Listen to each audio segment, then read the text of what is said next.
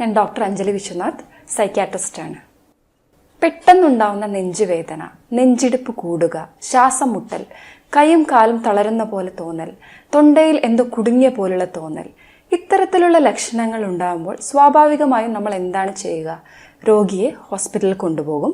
ഹോസ്പിറ്റലിൽ കൊണ്ടുപോയി പരിശോധന നടത്തും, ടെസ്റ്റുകൾ നടത്തും, ചിലപ്പോൾ കാർഡിയോളജിസ്റ്റിനെ കാണിക്കും. ഇതെല്ലാം ചെയ്തു കഴിഞ്ഞാലും ചിലപ്പോൾ ഡോക്ടർ പറയാറുള്ളത് ഒരു കുഴപ്പവുമില്ല, ECG നോർമലാണ്, വേറെ ബ്ലഡ് ടെസ്റ്റിലൊന്നും ഒരു കുഴപ്പവുമില്ല. എന്താണിത്? പലപ്പോഴും നമ്മൾക്കോ നമ്മുടെ കൂടെയുള്ളവർക്കോ ഈ ഒരു സിറ്റുവേഷനിലൂടെ കടന്നു പോകേണ്ടി വന്നിട്ടുണ്ടാവാം. ഇത് ഒരു പക്ഷേ പാനിക് അറ്റാക്സ് ആയിരിക്കാം. എന്താണ് പാനിക് അറ്റാക്ക്? പാനിക് അറ്റാക്ക് ഒരു ഉത്കണ്ഠ രോഗമാണ്. ഹൃദയാഘാതത്തിന്റെ ലക്ഷണങ്ങളോട് വളരെ സാമ്യമുള്ള ലക്ഷണങ്ങളാണ് പാനിക് അറ്റാക്സിൻ്റെത്. സാധാരണഗതിയിൽ 20-25 വയസ്സുള്ള ആളുകളിലാണ് ഇത് കാണാറുള്ളത്, അതായത് ചെറുപ്പക്കാരിൽ. സ്ത്രീകളിലാണ് ഇത് കൂടുതലായും പലപ്പോഴും കണ്ടുവരുന്നത്. എന്തൊക്കെയാണ് പാനിക് അറ്റാക്കിന്റെ ലക്ഷണങ്ങൾ? നേരത്തെ പറഞ്ഞ പോലെ നെഞ്ചുവേദന, നെഞ്ചിടിപ്പ് കൂടുക, ശ്വാസം മുട്ടൽ, തൊണ്ട വരളുന്ന പോലെയും തൊണ്ടയിൽ എന്തോ കുടുങ്ങിയ പോലെയുള്ള തോന്നൽ, ശരീരം വിറയ്ക്കൽ, വയറ് കാളിച്ച, മനം പിരട്ടി വരിക, കണ്ണിൽ ഇരുട്ട് കയറുക, ഭ്രാന്ത് പിടിക്കുന്ന പോലെ വല്ലാത്തൊരു പരിഭ്രാന്തി, ഞാൻ ഇപ്പോൾ മരിക്കും എന്നുള്ള തോന്നൽ, തല ചുറ്റുന്ന പോലെയുള്ള തോന്നൽ, കൈയും കാലും തണുക്കുക, തരിക്കുക. ഇത്തരത്തിലുള്ള ലക്ഷണങ്ങൾ ഉണ്ടെങ്കിൽ അത് പാനിക് അറ്റാക്ക് ആവാം. 4 കൂടുതലോ ഈ പറഞ്ഞ ലക്ഷണങ്ങൾ ഉണ്ടെങ്കിൽ നമുക്ക് പാനിക് അറ്റാക്ക് ഡയഗ്നോസ് ചെയ്യാം. 5 മുതൽ 10 മിനിറ്റ് വരെയാണ് സാധാരണഗതിയിൽ ഇത് നീണ്ടു നിൽക്കാറുള്ളത്. ചിലരിൽ ഇത് ആവർത്തിച്ച് വരുന്നതായി നമുക്ക് കാണാം. ഒരു മാസത്തിൽ പല തവണ ആവർത്തിച്ച് ഇത് വന്നു കഴിഞ്ഞാൽ നമ്മൾക്കതിനെ പാനിക് ഡിസോർഡർ എന്ന് വിളിക്കാം.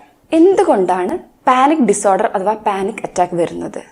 തലച്ചോറിലെ രാസവസ്തുക്കൾ അഥവാ ന്യൂറോ ട്രാൻസ്മിറ്റേഴ്സിന്റെ അളവിലുള്ള വ്യത്യാസം വരുന്നത് കൊണ്ടാണ് നമുക്ക് പാനിക് അറ്റാക്സ് അല്ലെങ്കിൽ പാനിക് ഡിസോർഡർ വരുന്നത്. സെറട്ടോണിൻ, നോറെപ്പിനെഫ്രിൻ, ഗാബ എന്നീ രാസവസ്തുക്കളിലെ അളവുകളിൽ ഉണ്ടാവുന്ന വ്യത്യാസമാണ് പാനിക് അറ്റാക്ക് അഥവാ പാനിക് ഡിസോർഡർ ഉണ്ടാക്കുന്നത്.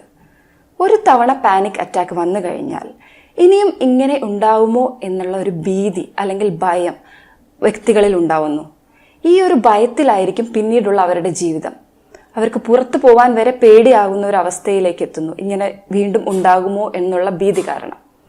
അതുകൊണ്ട് നമ്മൾ കൃത്യമായി ചികിത്സ എടുക്കേണ്ട ഒരു അസുഖം തന്നെയാണ് പാനിക് അറ്റാക്ക്.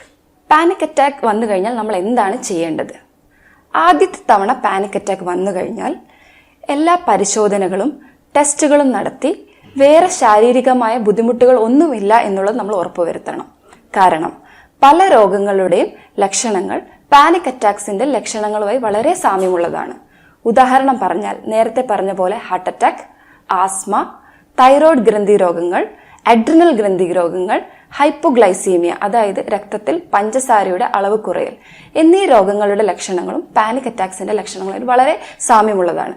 അതുകൊണ്ട് ഈ രോഗങ്ങളൊന്നും ഇല്ല എന്നുള്ളത് നമ്മൾ ഉറപ്പുവരുത്തുക, എല്ലാ ടെസ്റ്റുകളും ചെയ്യുക.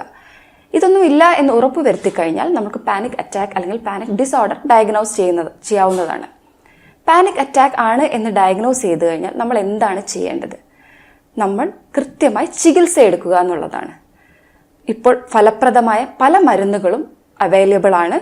തലച്ചോറിൽ ഈ പറഞ്ഞ രാസവസ്തുക്കളുടെ അളവ് ക്രമീകരിക്കാനുള്ള മരുന്നുകൾ ഇപ്പോൾ ലഭ്യമാണ്.